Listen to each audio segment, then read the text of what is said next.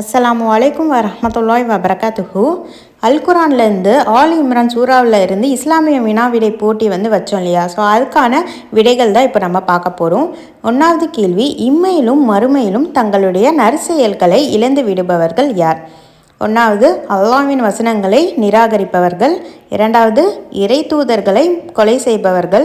3வது மக்களில் நீதத்தை ஏவுகிறவர்களை கொலை செய்பவர்கள். 3வது அத்தியாயம் 21வது வசனம். 2வது கேள்வி, ஈசா அலைவசல்லம் அவர்களின் உதாரணம் எந்த நபியின் உதாரணம் போன்றதாகும்? ஆதம் அலைவசல்லம். 3வது அத்தியாயம் 59வது வசனம்.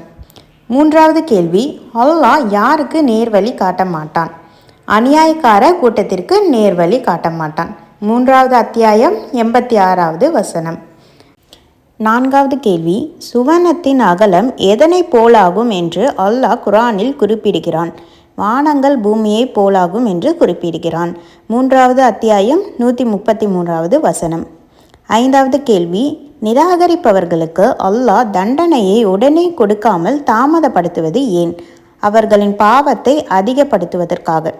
3வது அத்தியாயம் 178வது வசனம். 6வது கேள்வி, சிராத்துல் முஸ்தகிம் என்பதன் பொருள் என்ன? நேரான வழி. 3வது அத்தியாயம் 51வது வசனம். 7வது கேள்வி, மறுமை நாளில் கஞ்சத்தனம் செய்பவர்களின் நிலை என்ன? சேர்த்து வைத்த பொருட்கள் எல்லாம் கழுத்தில் இரும்பு வளையமாக போடப்படும். 3வது அத்தியாயம் 180வது வசனம். 8வது கேள்வி, இந்த உலகத்தில் நிராகரிப்பவர்கள் செலவழிப்பது எதற்கு ஒப்பாகும் என்று அல்குரானில் குறிப்பிடப்பட்டுள்ளது? காற்றுக்கு ஒப்பாகும்.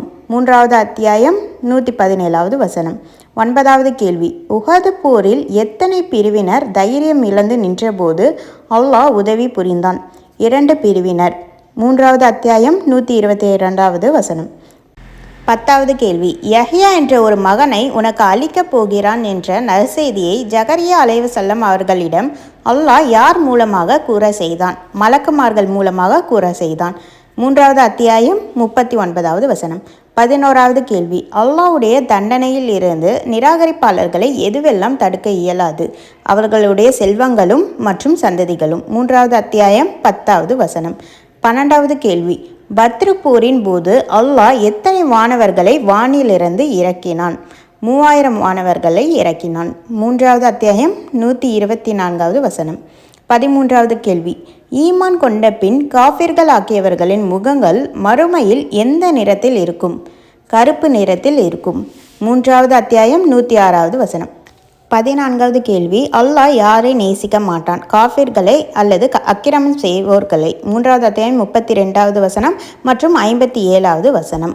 15வது கேள்வி, ஜகரியா அலைவசல்லம் அவர்களுக்கு நற்செய்தி நிகழ அல்லாஹ் கொடுத்த அறிகுறியாவது எத்தனை நாட்கள் ஆகும்? 3 நாட்கள் ஆகும். 3வது அத்தியாயம் 41வது வசனம். 16வது கேள்வி, நிராகரிப்பாளர்கள் மறுமையில் எந்த நரகத்தின் பக்கம் ஒன்று சேர்க்கப்படுவீர்கள் என்று அல்லாஹ் தனது திருமறையில் கூறுகிறான்? ஜஹன்னம் என்னும் நரகத்தின் பக்கம். 3வது அத்தியாயம் 12வது வசனம். 17வது கேள்வி, அல்லாஹ்வின் பாதையில் போரிட்டு கொல்லப்பட்டவர்களை நாம் எவ்வாறு எண்ண வேண்டும்? மரித்தவர்கள் என்று எண்ண வேண்டாம், ரப்பிடத்தில் உயிருடன் இருக்கிறார்கள், அவனால் உணவளிக்கப்படுகிறார்கள் என்றுதான் எண்ண வேண்டும்.